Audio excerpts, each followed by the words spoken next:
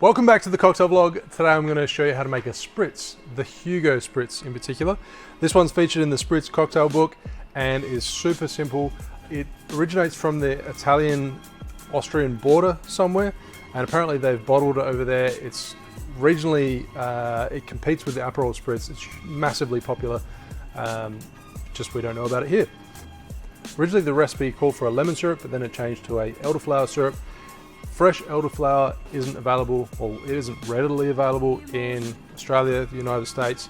So therefore, a lot of recipes will translate it into Saint Germain Elderflower Liqueur. So this recipe here, we want to grab a few sprigs of mint.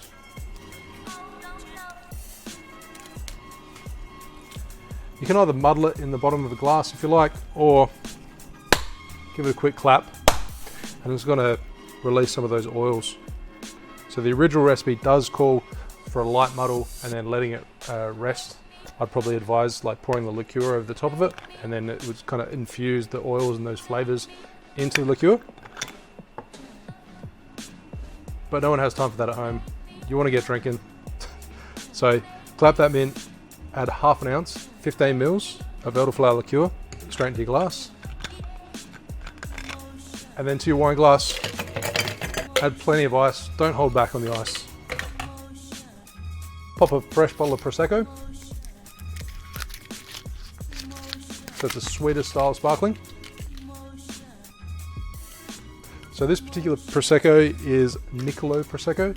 It's local to Adelaide Hills from near where I'm from.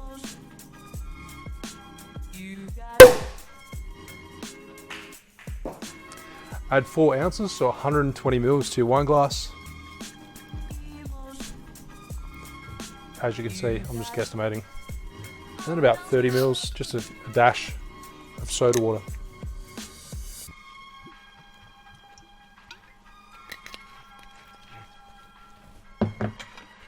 And give it a good stir.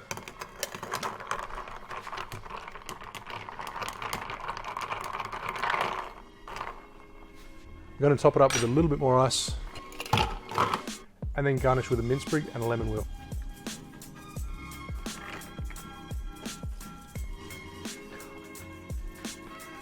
Finish with a paper straw. Make sure you don't use plastic. And there you have a Hugo Spritz. Cheers.